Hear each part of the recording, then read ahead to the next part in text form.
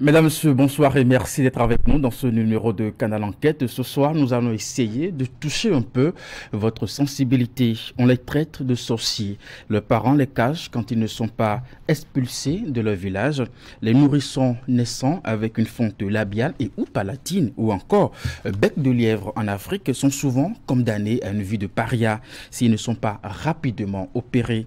Ce soir, avec vous à la maison, nous allons rentrer dans la vie de ces enfants mais aussi de leurs parents qui doivent se battre pour supporter le regard de la société sur l'état de leur enfant, mais aussi se battre pour trouver des solutions et restaurer l'identité physique de leur enfant. Cette enquête va nous amener non seulement dans la commune d'Abomey-Calavi, mais aussi dans la ville de Boycon. C'est d'ailleurs de là-bas que nous vient la plus belle des solutions avec un groupe de médecins béninois. L'équipe médicale a réussi à obtenir pour nous l'autorisation des parents afin d'utiliser l'image des enfants dans le cadre de cette enquête. Mais avant, âme sensible, priez s'abstenir. Avec vous ce soir, bec de lièvre, coulisses d'une chirurgie réparatrice, c'est à suivre maintenant. Au Bénin, comme un peu partout en Afrique, naître avec une fente appelée bec de lièvre ou fente palatine est un péché que les enfants et leurs proches portent durant leur vie. La plupart des familles pensent qu'elles sont victimes d'une malédiction, ce qui n'est pas le cas. C'est ce que nous allons vous démontrer dans ce numéro inédit de Canal Enquête. D'Abomey-Calavi à Boycon, nous sommes allés à la rencontre de ces enfants qui portent cette malformation. Mais aussi, nous vous livrons les coulisses d'une chirurgie réparatrice qui redonne vie aux enfants et sourire aux parents. Bec de lièvre, coulisses d'une chirurgie réparatrice, c'est dans ce numéro de votre émission Canal Enquête. Mais attention, âme sensible, prière s'abstenir.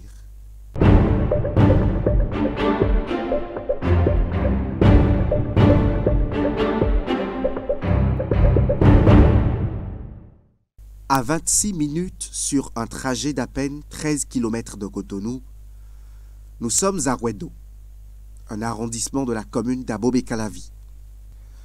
Dans le calme d'un après-midi, la joie retrouvée d'une petite fille nous attend dans une agglomération pittoresque.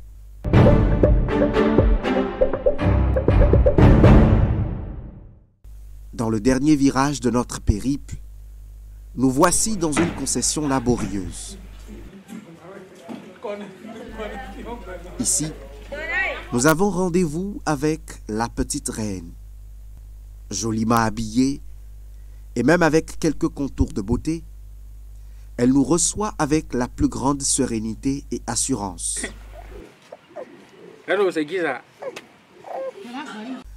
Âgée de 12 mois aujourd'hui, la petite reine vit son enfance agréablement, comme tous les autres enfants de son âge. Elle s'amuse au dehors, à l'air libre sur une natte avec sa copine. Elle se déplace et sourit surtout à la vie, en nous laissant voir un début de dentition. Mais en réalité, il y a 6 mois en arrière, l'ambiance était tout autre. Angoisse, consternation, stress était le lot quotidien de ses parents. Après une grossesse apaisée, sa maman découvre à sa naissance que Reine avait une fente au niveau de la lèvre supérieure. Quand j'étais enceinte, les échographies n'ont rien révélé. C'est après la naissance que le médecin m'a dit qu'il a une malformation.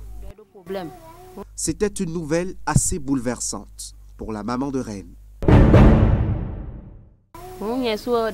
Quand j'ai entendu cela, j'ai pris peur et j'ai demandé de quoi il s'agit. Le médecin m'a calmé et me l'a montré. Lorsque j'ai vu, c'est Dieu qui m'a donné du courage. Et là, démarre un long périple éprouvant qui s'est achevé par une intervention chirurgicale réussie. Elle présente aujourd'hui un visage normal. J'ai par la suite appris que cela peut se réparer, mais ça coûte cher.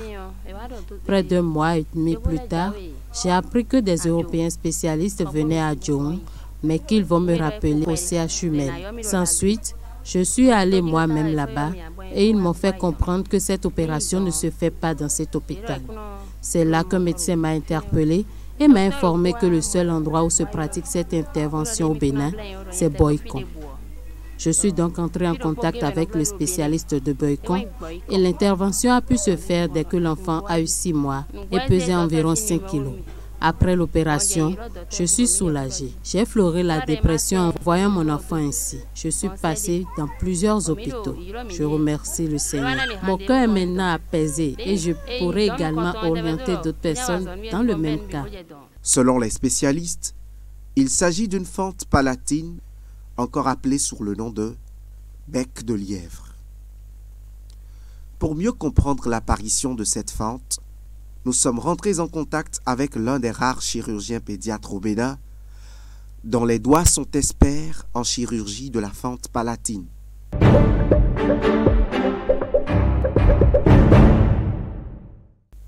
C'est dans la ville carrefour de Boikon, à 98 km de Cotonou, que Dr Wessou Gandjeou donne rendez-vous à ses patients dans ce centre polyclinique mère et enfant.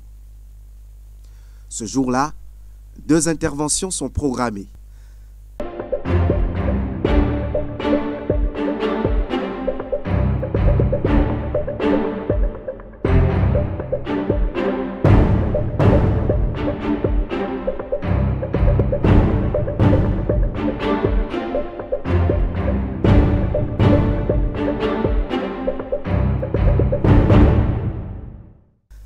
Les 2 mamans attendaient ce moment avec beaucoup d'impatience. Avant que les enfants soient admis à cette étape d'intervention chirurgicale, il a fallu réunir au moins 6 mois d'âge et un poids estimé à 5,5 kg. Quand je l'ai accouché, ils nous ont envoyés au CHT. De là, on nous a envoyés ici. Le médecin nous a demandé d'être en train de surveiller son poids jusqu'à ce qu'on vienne hier. Et son intervention est programmée pour aujourd'hui. Lorsqu'on est venu ici, le médecin m'a montré les exemples des interventions qu'il a eu à faire. En voyant ça, je me suis un peu calmée.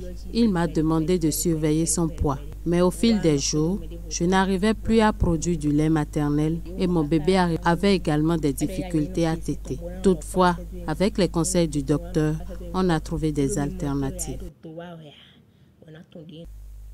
Dans la salle d'opération, l'équipe de Dr Wessou se met en place. Avant toute intervention chirurgicale de ce type, il y a des préalables.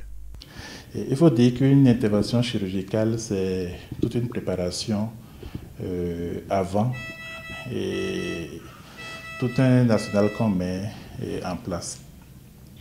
Vous allez voir qu'on a déjà installer le nécessaire pour faire les activités. Ça, c'est depuis hier. Mais avant ça, les enfants ont été vus en consultation initialement par moi. Je les ai suivis un bon moment. Et quand ils ont rempli les critères pour être opérés, on les a convoqués et on a fait un bilan de santé. Et ce bilan nous permet de voir globalement comment les choses se passent dans l'organisme de l'enfant. Et s'il y a des troubles, on les corrige. Ça peut nous amener à repousser l'intervention. Et vous allez voir sur les 2 enfants prévus pour être opérés aujourd'hui, il y a un dont le bilan était un peu perturbé hier et on a fait quelques corrections. On refait le contrôle ce matin. Si ce n'est pas corrigé, on va le reprogrammer pour plus tard. Et si c'est corrigé, on pourra l'opérer. Le deuxième, son bilan est OK. Donc c'est bon. Et il faut dire que les enfants ont été vus en consultation par notre médecin anesthésiste hier, qui a d'ailleurs pris les dispositions pour voir si on peut opérer le second ou non. Donc c'est tout cela d'abord. Et le jour de l'intervention, le matin très tôt on vient, on prépare la salle opératoire. Et les anesthésistes préparent tout le nécessaire pour l'intervention. Du côté de la chirurgie, on prépare tout le matériel. On s'assure que tout est vraiment au point. Et il y a une checklist qu'on fait pour s'assurer que tout va vraiment, tout est vraiment bien et fin prêt. Et c'est après cela qu'on peut faire entrer l'enfant pour la suite. Parfait. Autour de vous, on voit également vos collaborateurs. Oui. Quel sera leur rôle? Là, vous avez avec le docteur Prince Agbodjan. C'est le médecin anesthésiste réanimation. Donc, c'est lui qui voit les enfants, qui les prépare. Et pour l'intervention, c'est lui qui va les endormir également. Et donc, lui, son rôle, c'est avant, pendant et après. Parce qu'après l'intervention, il faut bien réveiller les enfants, il faut gérer le post-opératoire en salle de réveil.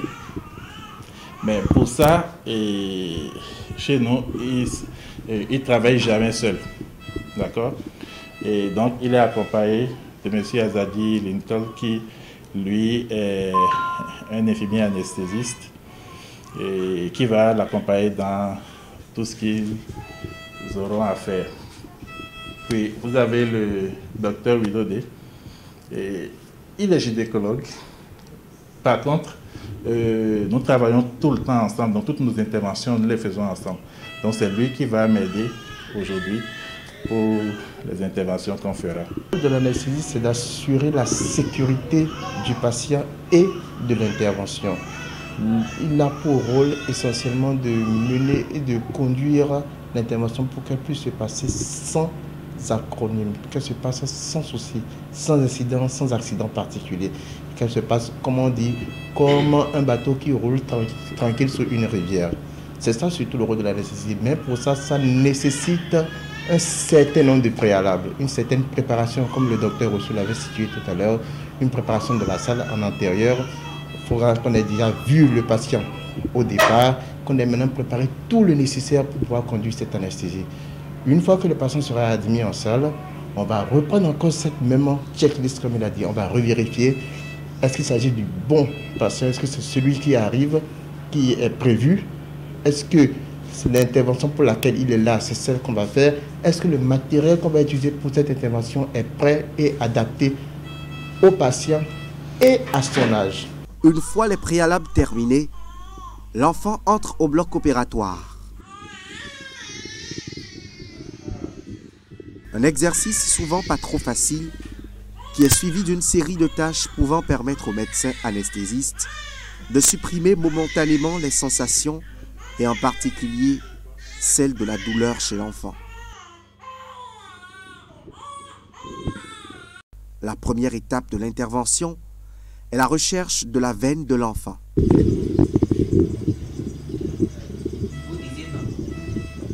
C'est la partie la plus longue et la plus difficile en général quand on vient endormir un enfant, la recherche de la bord veineux. Parce qu'ils ont des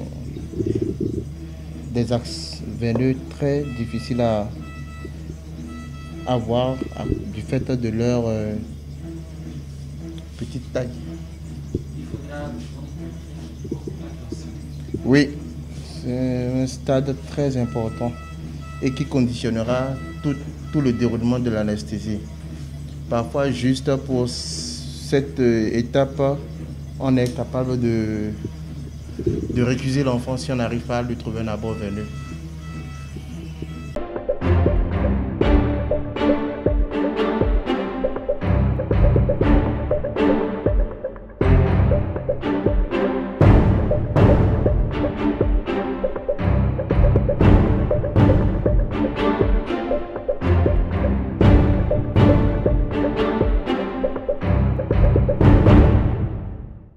Avant de lancer l'opération proprement dite, un dernier point de tout le protocole d'intervention est fait. Un membre de l'équipe donne lecture de chaque point. Confirmez à nouveau l'identité du patient. Il s'agit de la patiente Mpatou Prifa Nadège. Est-ce que tout le monde est d'accord? Oui. Et le type d'intervention sur la base du dossier médical. Une chiroplastie. Une chiroplastie. Une chiroplastie. Oui. Ok. Continue. 2, 3. Risque de perte sanguine. Si oui, vérifiez la disponibilité du sang. Risque évalué et le risque est minimum. Prendre 2 abords veineux de gros calibre. Prévoir les anti-hémorragiques. Le risque minimum, on n'en a pas besoin. 4. Dose d'antiprophylaxie. C'est fait. C'est à zone 500 mg. 5. Tout le matériel chirurgical est en place et fonctionnel. Oui.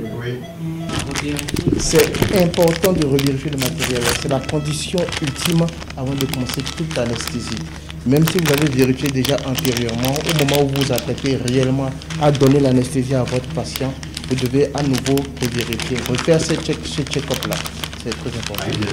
Parce que entre-temps, quelqu'un peut être venu déplacer un matériel, quelqu'un peut être venu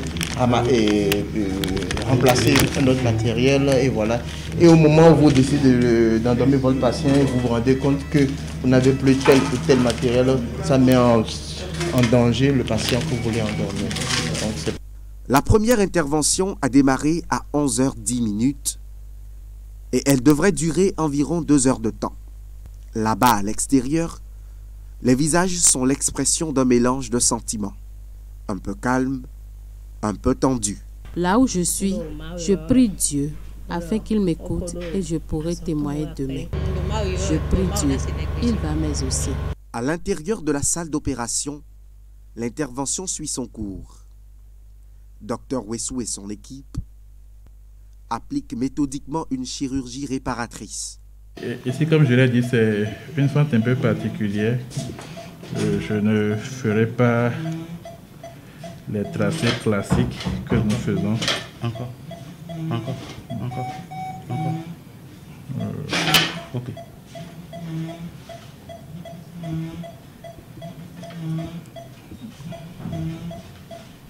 Il y a quelques repères que je prends souvent. Là.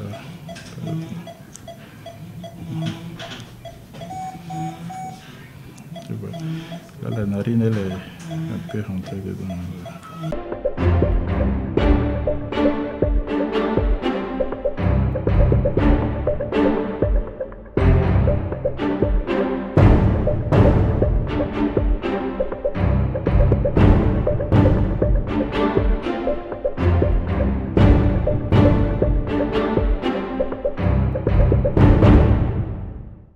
Au bout de 3 heures de temps, l'opération est terminée et c'est un succès. Allez, là maintenant c'est l'étape où on sort l'enfant. Maman, allô.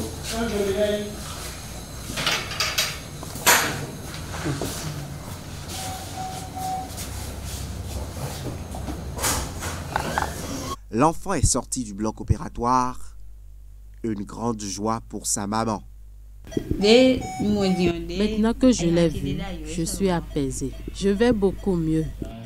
En attendant d'apprêter à nouveau le bloc opératoire pour la seconde intervention, Dr Wessou nous parle un peu des causes de ce défaut de formation au niveau des lèvres qui s'observe chez certains enfants à leur naissance. Il faut dire que la fente labiopalatine, c'est une maladie un peu sous-estimée sous nos cieux. On dit un cas pour un peu plus de 1000 naissances. En Europe, on est à un cas pour 750 naissances à peu près.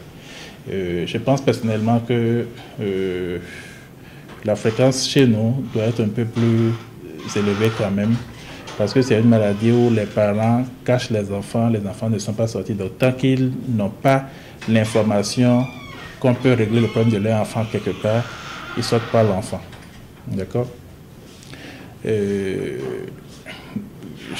dirais juste que la fente labiopalatine, c'est un défaut de formation au niveau de la face, mais surtout les lèvres. Ça peut intéresser les lèvres, ça peut intéresser le palais également. Et on peut avoir des cas où c'est des deux côtés, où c'est un seul côté, et des cas où c'est juste la lèvre, d'autres où c'est juste le palais et une association. Qu'est-ce qui peut causer une fente? On n'a pas vraiment une cause réelle. Il n'y a pas vraiment quelque chose où on dit dès que l'enfant fait ceci, ou bien dès que la maman a tel comportement, l'enfant aura forcément une fente. Non. Mais par contre, il y a des éléments des facteurs qui favorisent les souvenirs de fente. Un peu comme la consommation de l'alcool par la maman, le tabagisme, que ce soit passif ou actif. Il y a eu, pendant la grossesse, oui, pendant la grossesse, il y a eu dans un passé récent une mode, la chicha, que les jeunes filles fumaient et tout ça. C'est autant de choses qui peuvent donner des fentes. Et maintenant, en dehors de tout cela, il y a des médicaments qui peuvent causer ça, notamment les médicaments que ceux qui souffrent d'épilepsie prennent. Donc, une femme qui souffre d'épilepsie, si elle continue son traitement, qu'elle ne se sait pas enceinte, son enfant a des risques d'avoir ça. Pas qu'il aura forcément, mais c'est possible. Il faut dire que la fente, ça survient dans les 2 premiers mois de gestation. Donc, c'est vraiment la période où la femme ne sait même pas encore qu'elle est enceinte. D'accord? Et déjà, parce que le visage se forme très tôt. Et déjà, la fente peut survenir. D'accord? Et il y a un médicament courant que les femmes prennent pendant la grossesse, la foldine. Alors, c'est pas, on ne le donne pas pour la forme. La foldine, donc les folates, quand ça manque dans l'organisme, on peut avoir des fentes. Et comme je l'ai dit, c'est vraiment des situations qui la fente est formée déjà les 2 premiers mois de grossesse, où la femme ne sait même pas qu'elle est enceinte. Ça veut dire quoi? Que pour que ce soit efficace, la prise de foldine doit démarrer au minimum 3 mois avant que la femme ne conçoive. Donc, toute jeune fille en âge de concevoir doit pouvoir de temps en temps prendre de la foldine à titre préventif pour le cas où elle tombe enceinte. Et quand on programme une grossesse, il faut savoir que les mois avant la grossesse, il faut être mis sous foldine. Voilà. Donc voilà globalement. Et puis il y a notre environnement aussi, la pollution, les métaux lourds, qui sont autant de choses. Dans quelques rares cas, il y a la génétique qui peut intervenir aussi. Parce qu'on a des cas familiaux de fente, mais ces cas ne sont pas aussi importants. Et il y a les formes syndromiques où c'est un enfant qui a plusieurs autres malformations associées. Voilà. Dans ce centre, la prise en charge des enfants est gratuite, allant des cas les plus simples de fente palatine aux cas les plus complexes. Nous prenons en charge, et cela gratuitement, tous les cas de fente labiale, labiopalatine. Et gratuitement parce que nous avons eu un partenariat avec une ONG américaine, l'ONG Smile Train. L'ONG Smile Train qui prend en charge tous ces cas-là. Ce qui fait que la prise en charge est vraiment gratuite chez nous. Des consultations jusqu'à l'intervention et même après. Parce qu'il faut vous dire, un enfant qui a une fente, ce n'est pas que la tête, c'est pas que la lèvre de palais peut être touchée aussi. Donc, c'est un enfant qui peut avoir des difficultés à parler. Donc, nous avons de l'orthophonie et un orthophoniste passe pour leur apprendre à parler après qu'on ait fait l'intervention. Donc, c'est vraiment une prise en charge holistique. C'est les enfants qui sont souvent malnutris parce qu'avec les fentes, ils n'arrivent pas vraiment à s'alimenter correctement. Donc, nous avons une nutritionniste qui s'occupe de la récupération nutritionnelle aussi. Ils voient les pédiatres. C'est vraiment une prise en charge par toute une équipe. La seconde opération est d'ailleurs une forme un peu complexe. Ici, l'enfant a une double fente et une autre au niveau du palais.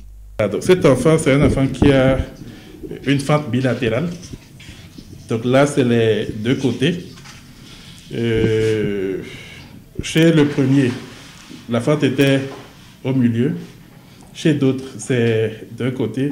Mais cet enfant a aussi une fente du palais. Donc ce n'est pas que la lèvre. Mais pour sa prise en charge, on va d'abord réparer la lèvre, maintenant. Et on attend 6 mois après, parce qu'avant l'âge de 18 mois, il faut qu'on répare le palais. Nous, généralement, on attend 9 mois pour réparer le palais. Et voilà, donc aujourd'hui, c'est juste pour régler la question des lèvres. Et après, on va le revoir à des contrôles, puis suivre le poids avec la nutritionniste. Et avant 18 mois, on répare le palais. Malgré sa complexité, après notre départ de Boycon, Dr Wessou nous a confirmé par téléphone que l'opération fut longue, mais un succès. Pour une intervention, c'est déjà 50% de succès pour l'intervention. Et vous voyez, ça fait transpirer, on ne dirait pas.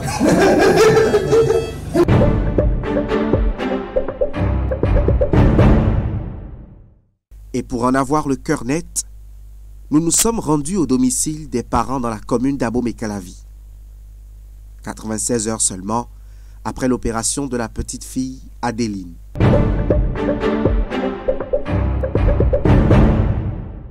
C'est une mère plus ou moins détendue que nous avons rencontrée sur le chemin, avec une bassine d'eau sur la tête. À quelques mètres de la maison, sa courte absence se fait déjà remarquer par les pleurs de la petite Adéline. Aujourd'hui âgée de 6 mois, elle porte encore sur son visage, notamment au niveau des lèvres supérieures, les stigmates d'une chirurgie réparatrice. Je n'arrivais pas à finir un plat de riz de 100 francs, mais je viens de terminer pour 200. Je suis dans une grande joie. D'ici environ 2 semaines, les effets de l'opération vont se cicatriser et vont laisser place à un visage normal. Au Bénin, le bec de lièvre ou la fente palatine touche en moyenne un enfant sur 700. Mais malheureusement, cette malformation congénitale est considérée à tort comme une malédiction, comme une maladie de fétiche et de sorcellerie. Les mamans de Reine et d'Adéline en savent quelque chose et en gardent de sombres souvenirs. La fente au milieu de ses lèvres suscitait trop de réactions et je pleurais tout le temps jusqu'à ce qu'on vienne ici. Et je me disais que par la grâce de Dieu, ses lèvres vont devenir normales.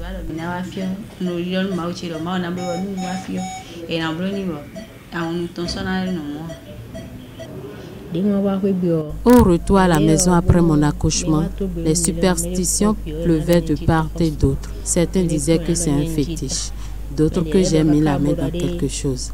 À cause de cela, je ne sortais pas avec mon bébé. Le visage de ces enfants est la preuve que l'on peut réparer cette malformation par une intervention chirurgicale.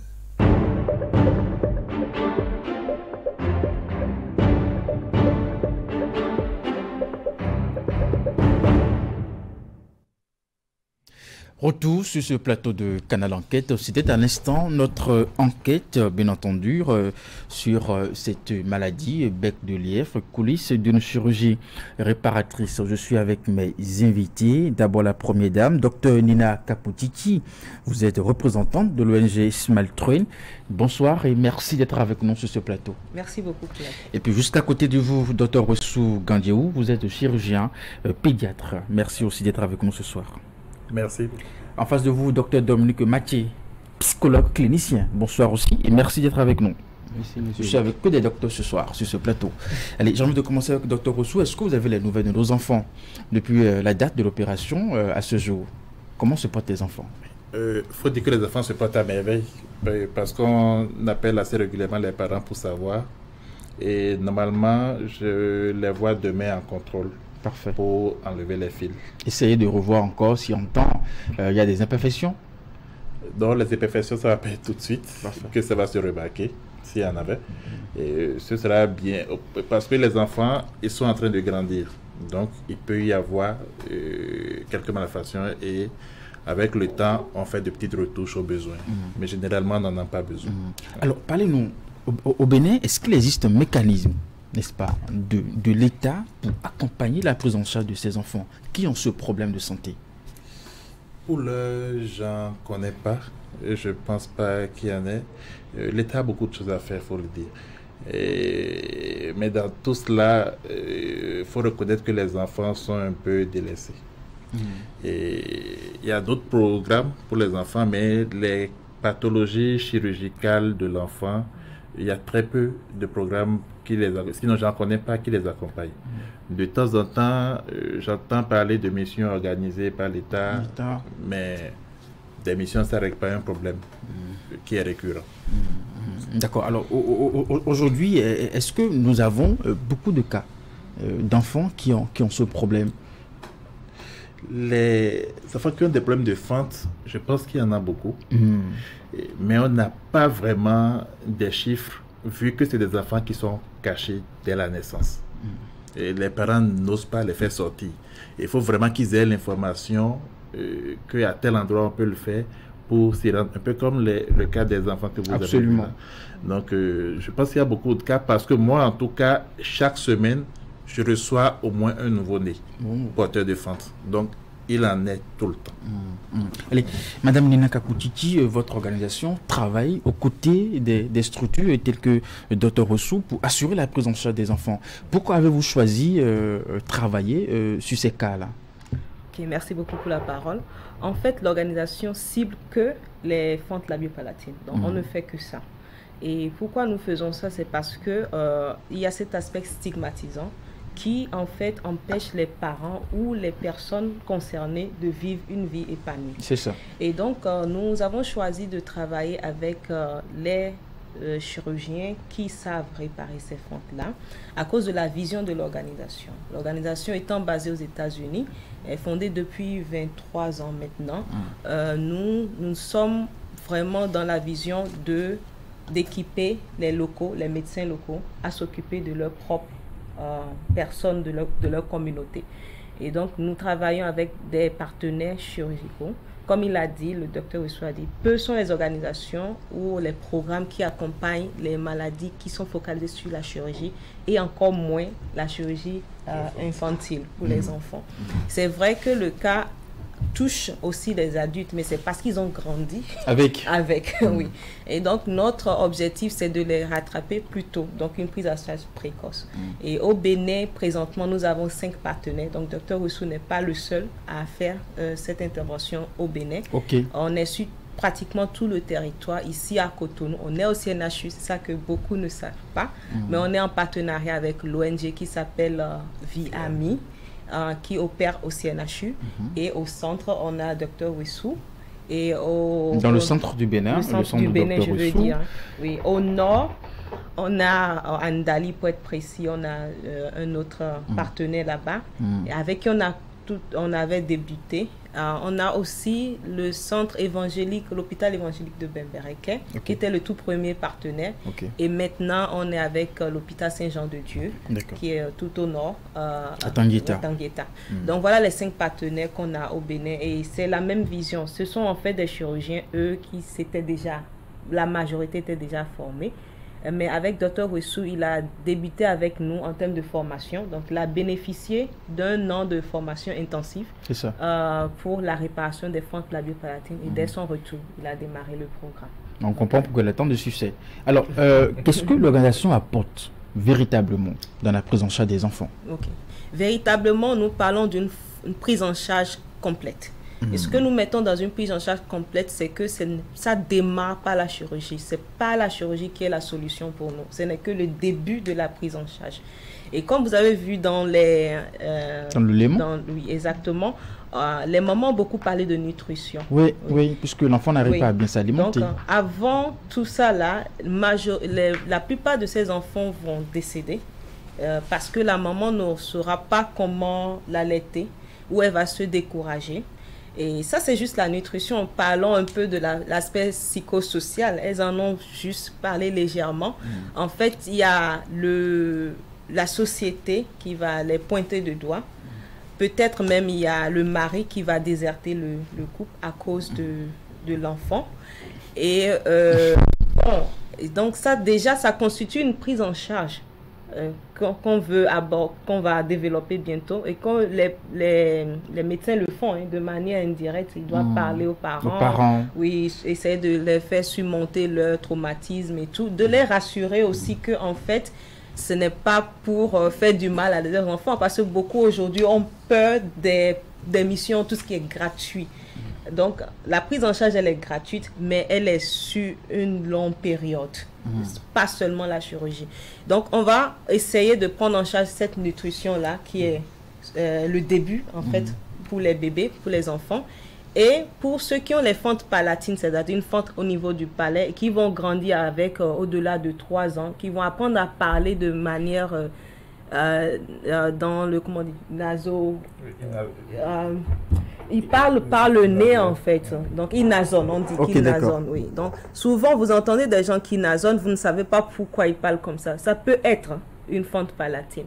Après la correction, c'est-à-dire la réparation de cette fente-là, nous allons maintenant démarrer une prise en charge orthophonique pour leur réapprendre à mieux parler, à communiquer avec leur environnement.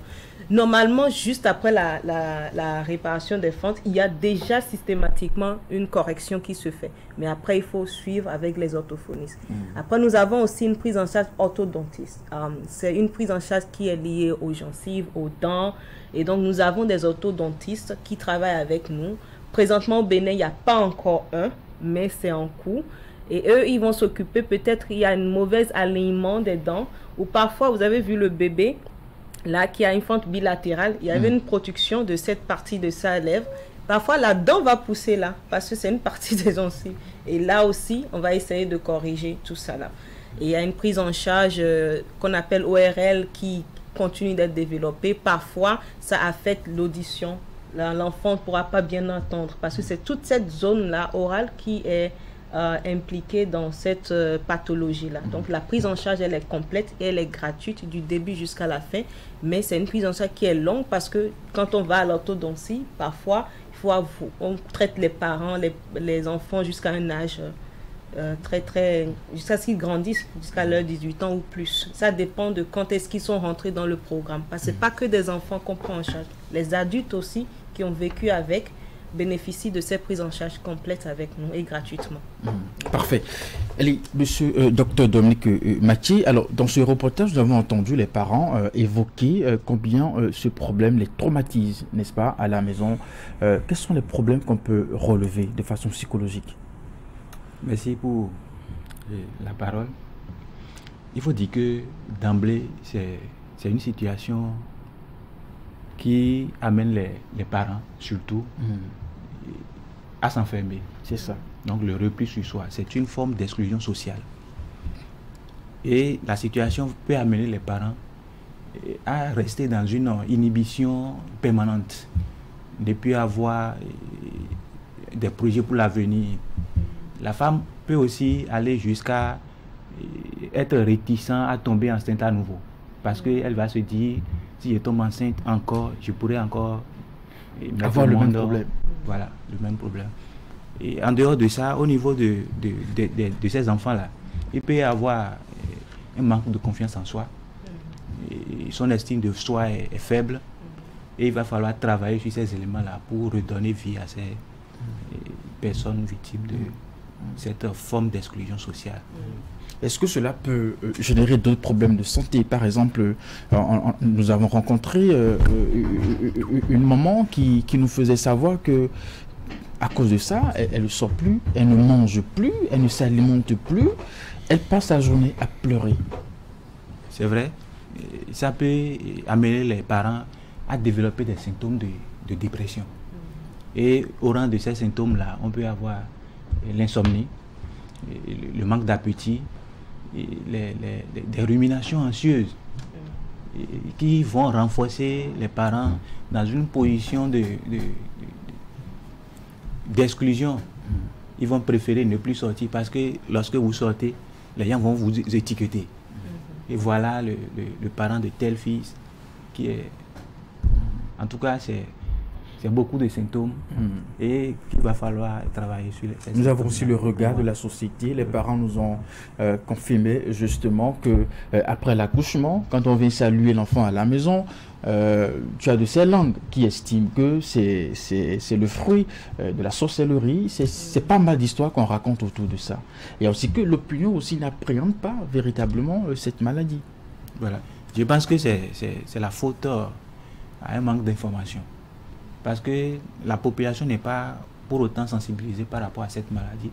On se dit que ce sont des enfants torchous, que c'est peut-être... Et même ça peut amener les parents à rester dans une position de culpabilité. Le parent va se dire que c'est peut-être j'ai commis une faute, j'ai enfreint à une telle règle de la société, c'est pourquoi j'ai mis au monde un tel enfant.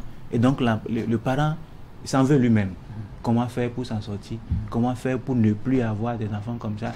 Comment conjurer le sort pour que la famille redevienne normale, tout ça?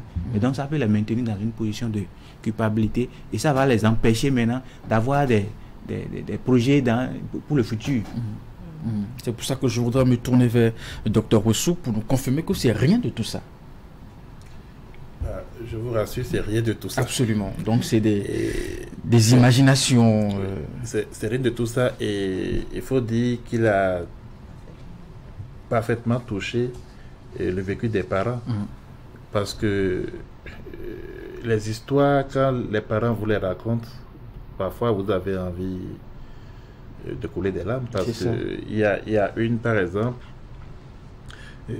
elle est allée dans sa famille avec son enfant et ses propres frères lui ont dit mais qu'est-ce que tu as fait à Dieu pour mériter ça? C'est quoi cette histoire? C'est quoi cette chose que tu as? Et là on parle d'un enfant. C'est quoi ce démon que tu as? Et donc quand elle a entendu ça, elle est retournée, elle est revenue sur Boycon parce que nous on attend que les enfants aient un certain poids avant de les opérer. Donc, à continuer le processus jusqu'à ce qu'on opère son enfant. Mais après, ça a été tout un autre regard. Donc, il y a vraiment ce vécu des parents dans leur famille, dans la société, qui est lourd et vraiment lourd. Et moi, quand je les reçois en consultation, j'aime souvent que ce soit le père et la mère qui viennent. C'est toujours facile de les avoir, les deux. J'aime souvent que ce soit les deux. Et quand ils viennent, la première chose que je leur dis, c'est papa, ce n'est pas ta faute, maman, ce n'est pas ta faute. Il faut les rassurer. On commence la consultation par là. Puis après, je leur montre des images d'enfants déjà opérés et vous voyez l'anxiété qu'ils ont, tout descend. Puis ils sont plus enclins à vous écouter. Et à suivre le processus. À suivre le processus. Mais c'est vraiment pas lié à la sorcellerie. C'est pas lié, c'est pas un sort qu'on a jeté, non. C'est une malformation qui vient. Le visage de l'enfant se forme dans les 2 premiers mois de vie. D'accord? Et à cette étape, il peut y avoir des perturbations. Et il faut dire que c'est 3 entités, le front et les bacillés qui sont à part. Et c'est dans le processus de formation que tout va fusionner pour donner ce visage que nous avons. Alors la fusion peut être incomplète et c'est ça qui donne toutes les formes de fente qu'on peut avoir. C'est aussi banal que ça. Alors est-ce qu'on peut donner des conseils pratiques aux parents qui après la naissance découvrent cette malformation de leur enfant? Comment ils sont censés prendre ça? Voilà. Et là nous sommes en train de travailler avec les sages-femmes et autres pour l'accueil de ces enfants-là. Et c'est toujours un choc pour les parents. Mais il faut que le personnel qui accueille ce bébé rassure ses parents pour leur dire on peut prendre en charge, ça peut se corriger. Quand ils entendent ça, ça diminue un peu plus le stress. Mais après, le véritable souci va être l'alimentation de l'enfant. Surtout ceux qui ont le palais qui sont touchés parce que c'est des enfants qui n'arrivent pas à téter normalement. Et ça, il y a des manières de le faire. Et il faut, c'est pour ça quand un centre reçoit un enfant et m'appelle et que je me rends compte que le personnel qui est là n'est pas formé pour, je demande, envoyez-moi les parents, je les reçois d'abord une première fois et je leur montre comment nourrir l'enfant. Je les mets en contact avec la nutritionniste qui donne les conseils qu'il faut. Et après cela, ils retournent dans leur milieu et on fait un suivi. Il y en a qui sont proches, chaque semaine je les vois une fois. Il y en a qui sont loin, chaque semaine j'exige qu'on m'envoie le poids et la taille de l'enfant. Et si dans la progression je constate que ça ne va pas, je les rappelle, ils viennent, on les hospitalise ou on les met dans des centres spécialisés pour la question nutritionnelle. Et j'ai un actuellement à l'hôpital de Soponta parce qu'ils sont vers Glazoué là-bas, où ils ont fait un magnifique boulot. Un enfant à 2 kilos qui est rentré il n'y a pas très longtemps fait déjà les 5 kilos. La maman m'a écrit hier pour m'envoyer le poids. Et si tout va bien dans la semaine, on va opérer son bébé. Parfait. Alors, Madame Dr Nina, Kakutiti, est-ce qu'il n'y a pas un véritable travail de sensibilisation à faire, à la fois au niveau des acteurs, au niveau du secteur de la santé, mais aussi des citoyens? Effectivement, vous avez touché le nœud du programme. Parce que ça reste, pour ma compréhension, oui, un peu bien sûr, vous avez touché le nœud du programme, parce que c'est une chose d'avoir des compétences qui peuvent réparer la chirurgie, mais ça n'est une chose de trouver ces patients-là qui sont souvent, comme le docteur l'a dit, fermés sur eux-mêmes et se cachent, ils vivent une vie cachée. Et donc, la sensibilisation est au centre de notre programme. Et ce que nous faisons d'habitude, c'est bien sûr les radios, les télés, mais on se rend compte qu'aujourd'hui, qu'il faut aller à la base et à la source, comme le docteur Wessou vient de dire, les sages-femmes, les agents communautaires. C'est eux, en fait, qui vont nous aider dans le futur à faire une référence systématique. C'est-à-dire, dès la naissance de l'enfant, si la sage-femme, elle aussi, elle reconnaît la pathologie, elle rassure les parents, elle peut envoyer ses enfants-là vers les centres. Et donc, qu'est-ce que nous faisons aujourd'hui? Nous allons commencer timidement avec une sensibilisation des sages-femmes un peu au nord avec un partenaire, le partenaire de Ndali. Il a fait en début janvier et on a eu même des témoignages au cours de la sensibilisation. Il y avait une sage-femme qui avait un enfant qui a une fente labiopalatine et elle aussi, elle ne savait pas qu'il y avait un centre à côté d'elle qui pouvait prendre en charge cet enfant. Donc, c'est vraiment profond. Il faut aller à la base et à la source des choses et c'est les agents communautaires et les sages-femmes. Dans cette semaine à venir, on va faire la sensibilisation des agents communautaires du sud, au niveau du littoral jusqu'au zoo pour le moment. Et on va faire ce travail-là de sensibilisation, mais surtout de savoir où référer ces enfants. On fait les centres qui peuvent prendre en charge ces patients-là gratuitement. D'ailleurs, même avant de conclure cette émission, vous allez laisser votre numéro, bien sûr, celui de docteur aussi, parce que c'est tellement que à l'heure où nous parlons, il y a des parents qui sont dans ce cas et qui savent véritablement pas où aller et quoi faire. Donc, on va le faire tout à l'heure. Oui, continuez. Oui, bien sûr. Et on va aussi demander votre aide parce que les médias aussi doivent nous aider. Nous le faisons déjà. Oui, exactement. Après, nous sommes là maintenant. En tout cas, Canal 3 joue sa pétition. Oui, et Canal 3 l'a fait il y a 2 ans déjà aussi. Donc, vous nous accompagnez, on vous remercie pour ça. Mais on a dû faire un atelier des médias aussi, de certains journalistes au Bénin ici qui nous accompagnent. Mais je me rends compte avec ce documentaire qu'il faut encore le faire. Absolument. Et l'information doit être répétitive. Et donc, du coup, on va travailler sur les 2 axes, c'est-à-dire la source, les agents communautaires, les sages-femmes, la naissance de l'enfant, pour éviter que les gens grandissent avec ça. Parce qu'au début, quand on a commencé le programme, on n'avait que des adultes. En fait, c'est ça. Au début, vous avez que des adultes. Et puis après, il y a une prise en charge précoce. Les gens sont plus informés. Quand il me dit qu'il a que des bébés, moi, je suis contente. Parce que ça veut dire qu'il y a une sensibilisation autour de son centre qui fait que les gens réfèrent plus tôt. Donc là, des enfants entre 1 mois et 2 mois, c'est ça? Qui sont référés, même le premier jour. Oui. Je me rappelle que j'ai référé moi-même un enfant de 2 jours, à peine une semaine au centre. Quand on s'y penche très tôt, on a plus de chances d'éviter même cette stigmatisation dont on parle. L'enfant ne saura jamais, si on ne lui montre pas des photos, qu'il a eu ça. Et donc, on va vraiment régler un problème qui est dans la société. Allez, on va faire une tour de table. On reste avec vous pour votre mot de fin, rapidement. Oui, madame, votre mot de fin. Mon mot de fait, c'est premièrement pour la population. Ce n'est pas, comme on le dit en langue locale, un torosu. Ces enfants-là naissent parce qu'il y a eu un problème au cours de la grossesse. Et ce n'est pas des enfants à rejeter. Pour ceux qui sont informés... Ce n'est pas des enfants à sacrifier non plus. Donc, sachez que c'est un problème qu'on peut réparer en 45 minutes en fonction des types de fentes. Et qu'il y a une ONG qui peut vous aider à le faire gratuitement. Moi, c'est mon dernier mot. C'est plus simple que ça. Vous allez laisser votre numéro rapidement. Bien sûr. Moi, mon numéro, c'est le 62 78 99 42. Mais je vais aussi laisser la fiche ici. D'accord. 62, 78, oui. 99, 42. Oui. Parfait. Allez, docteur, votre mot de fin. Moi, je dirais simplement à la population surtout que quelque chose se fait. On peut traiter ces enfants efficacement. Donc, n'ayez pas peur. Dès que vous avez un enfant qui a ce problème, vous pouvez les adresser à l'un des 5 centres dont on a parlé. Et voilà. Et votre numéro? Oui, et à Boycos, le mien c'est de 97 77 60 55. C'est un numéro public et c'est le seul que j'ai. Parfait. 97 77 60 55. Allez, docteur Mathieu, des conseils pratiques en même temps pour les parents qui sont actuellement dans la situation. Vous relevez un peu leur morale. Il n'y a pas matière à s'affoler. Je dirais simplement que la sensibilisation doit être nos premières actions. Il faut beaucoup plus sensibiliser la population, leur expliquer ce que c'est. Et en dehors de ça, ceux qui sont déjà dans la situation, il faut les accompagner sur tous les plans. C'est-à-dire, il faudrait que la prise en charge soit globale. Il faut plusieurs dimensions de la prise en charge.